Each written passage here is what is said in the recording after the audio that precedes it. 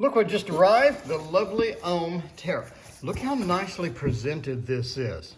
I cannot really overstate just how well they packaged and presented this. I got a little note. They wrote me a personalized note.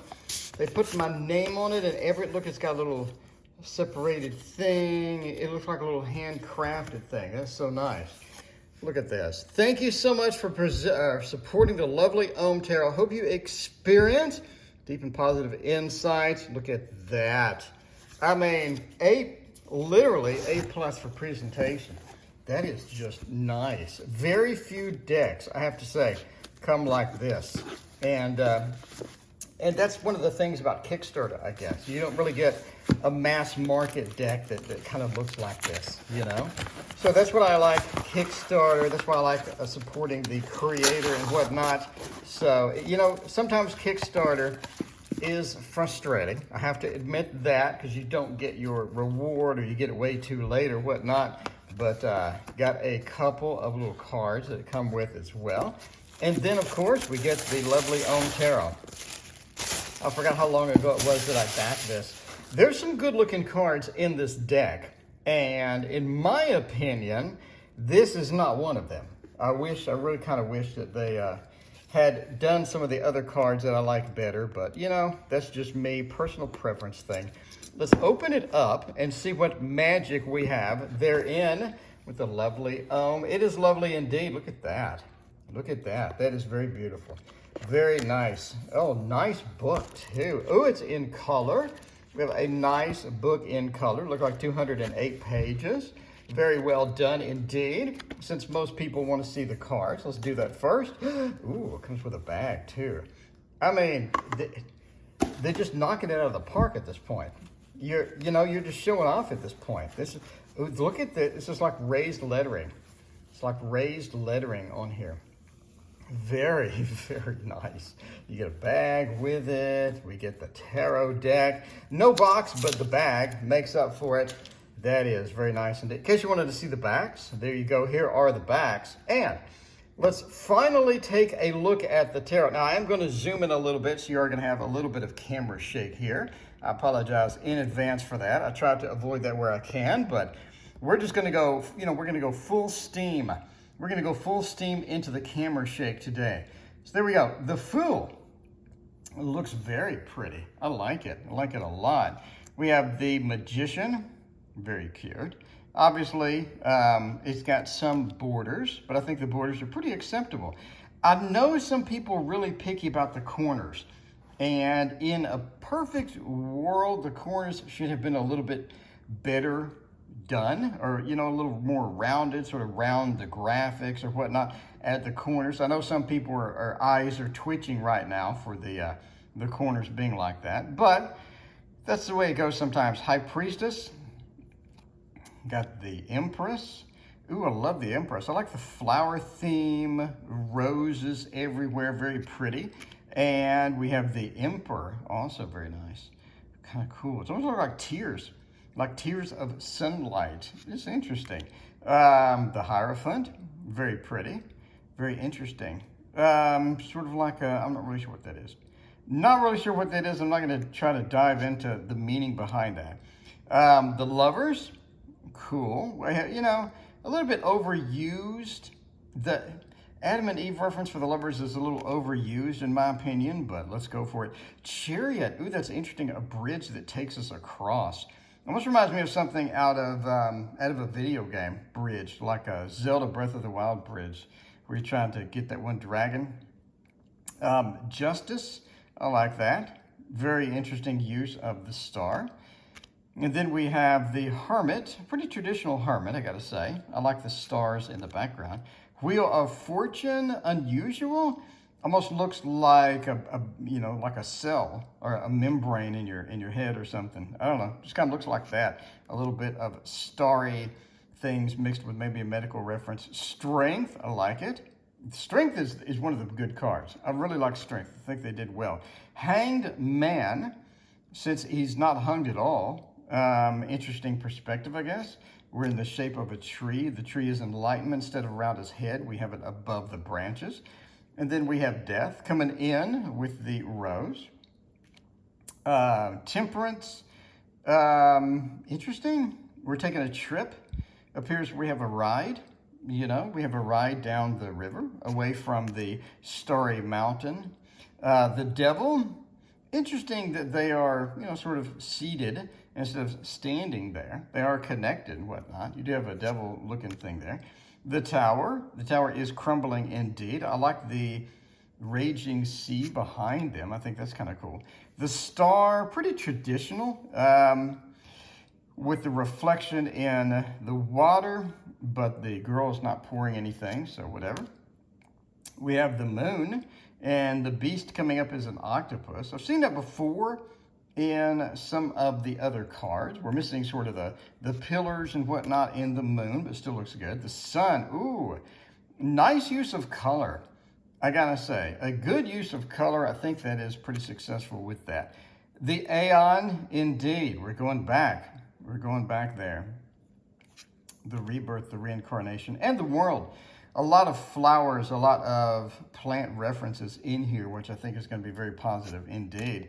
The Queen of Discs. This looks like to be out of order, obviously, so don't hate me. If you want to see it properly in order, we're going to do the 4K flip through where you can see it there. Queen of Discs. Knight of Discs. I guess we have the Princess of Discs. Not my favorite card. I guess, you know, I don't want to be that guy, but not my favorite card. There's so many other great cards like the Sun and things that I wish they would have used instead, in my opinion, for the box cover. The Prince of Discs. We are going full Prince of Disc action here. I'm not sure what they're holding, but they do have the wheat field sort of in the background.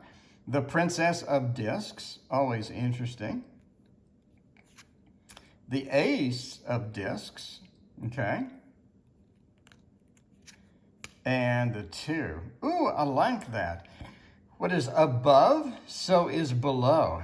I like the reference. I like how they just sort of merge that in there. 3 of Discs, okay, okay. And the 4, hanging on to what we have, I guess via a poster, hanging on to the poster that we have.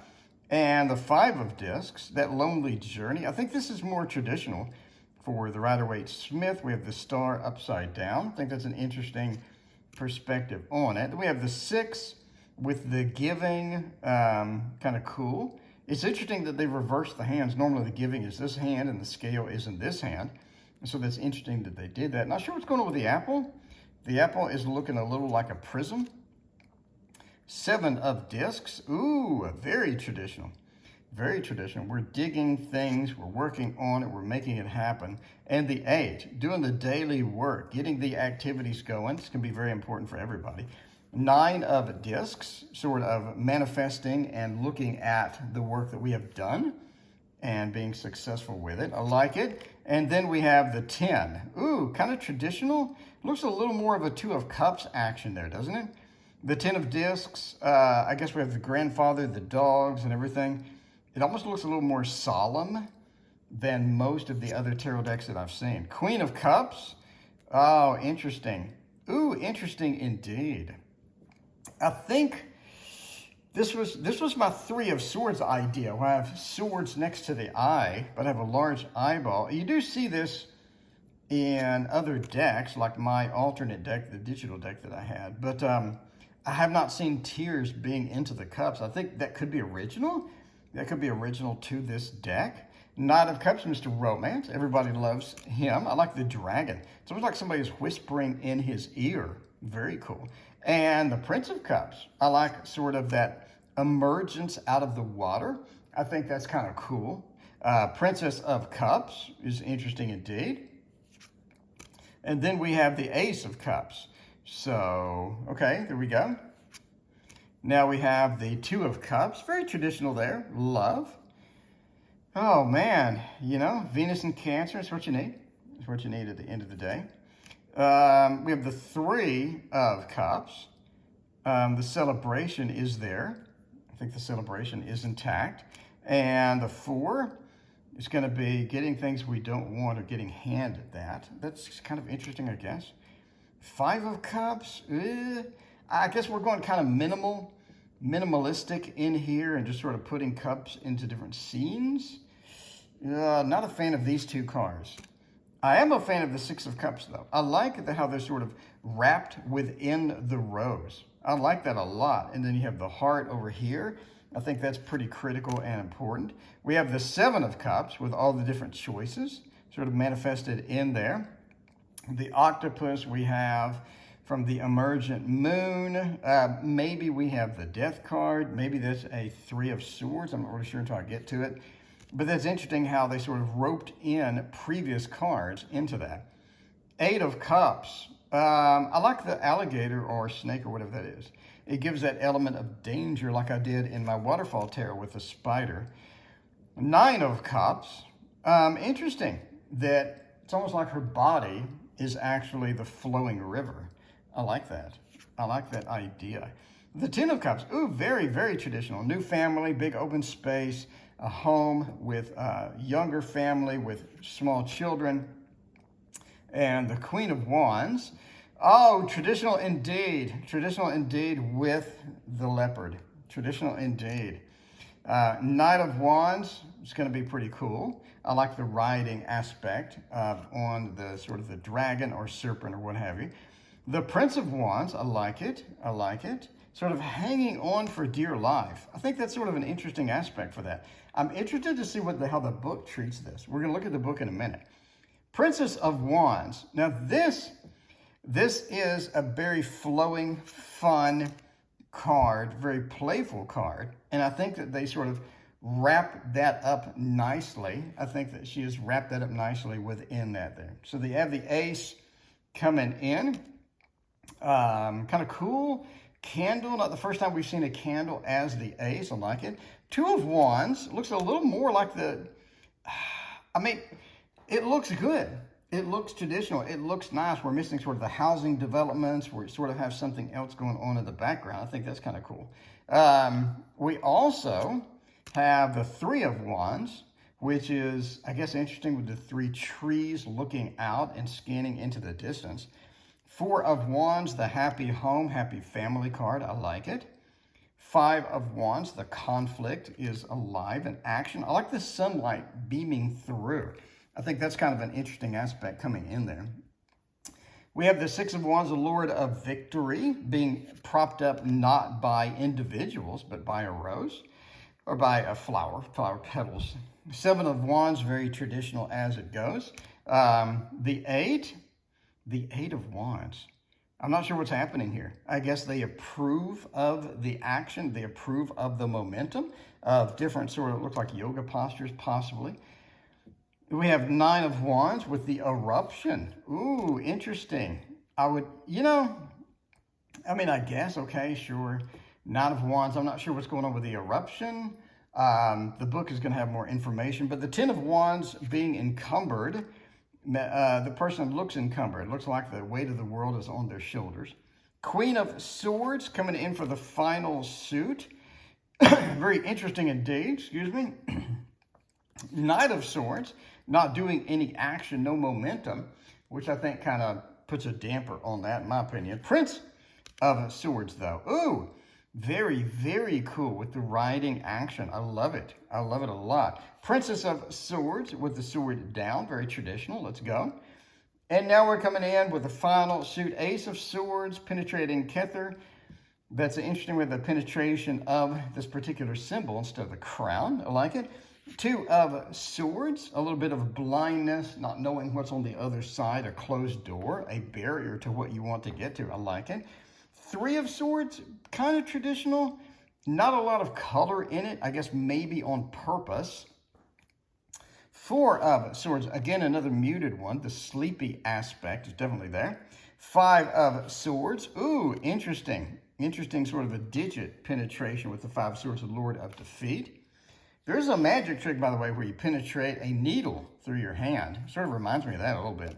The Six of Swords, sort of being sucked up into the void. I think that's kind of interesting. We're going someplace better. They are praying for it, and they are getting a result. I kind of like that.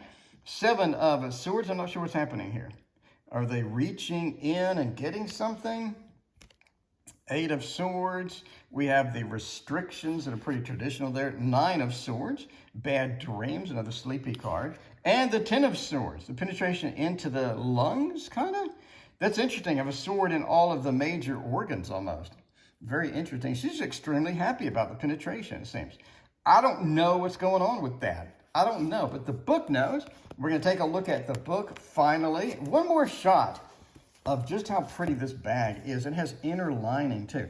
Very few bags that you get as a freebie will have this quality. We have the sort of the tied up tassels on the end. I'm just saying, it does not come with a box, but it does indeed come with a bag. This is going to be on the Tarot Tower anyway, so whatever. Let's take a look at the book real quick. The first, again, the being in color really makes a difference, Tarot is a practical tool for all of you to bring awareness, blah, blah, blah. We have page numbers on here. So looking at the 206 recommended reading, a little bit about, 8 from 25 is about the lovely Om Tarot. So we can read about that, the structure. We have the chakras explained, if you want to pause and read more about the chakras. The gods in this deck, oh, nice. Gives a very detailed breakdown about the gods in the deck. I like that. The symbol Om goes into details about that. Connecting, we got a 1-card spread, we got a daily spread, 3-card spread, and a relationship spread. Now we're going into the major arcana, so it sort of explains a little bit about that. Chakra spread, a lot of spreads in the book, kind of like it. Okay, so here we have the first true card. We have the Fool, and it talks about the soul's inborn. The symbol of the Fool is 0. Experience unfolds. When you get this card, trust, relax. And we have the Magician, again, Cosmic Conscious, the Lemniscate, the beginning of polarity. A very detailed book, a much more detailed book than what you would normally get. So there's a couple of majors. Let's go to some of the minors. Let's crack the spine of the book, which I know makes other people's eyes twitch. But that's what I do. So we have the 2 of Discs. Again, the fact that it's color, we have the whole thing. You can pause and read. You have the 3 of Discs. Again, pause and read. And we go with a 4. There we go. Let's do a court card real quick. I kind of like this. I like this, the Cups, the 6 of Discs. Oh, we have an intro into the Cups. So the Cups talks about lust, love, devotion. And we have a lot of information about the Cups. I think that's kind of cool. I mean, there's so much care and love that has gone into this deck and into the book. Just the packaging, the deck, all this stuff. So we're moving into the Queen, sort of explaining how things go. We'll look at a couple more court cards. We have the Knight of Cups. Again, an interesting perspective as it goes.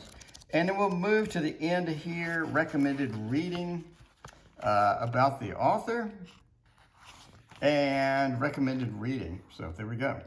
Overall, wow. This is why I back Kickstarters. I mean, you know, I've gotten screwed in a couple of Kickstarters before, but it's this type of experience with like a custom card written just to me. I mean, it's got my name all over it. A custom card written just to me. You know, it's got my name on the thing. It's got my name on the package. It's got my name all through here. And the love and the care that went through here and into this package remind me of why I back Kickstarters, because of all the extras, all the beautiful things that you get. Forgot to do card quality. It comes to about here, so it's okay. I mean, it's pretty good, you know. Here is another tarot deck in comparison, so this is a little bit larger than most of the tarots that you are getting, so I like the width being a little bit more. Overall, man, look at the A+. Thank you so much for just this rich, beautiful packaging, the care, the love that went into the entire experience made it a nice experience for me. Let me know what you think.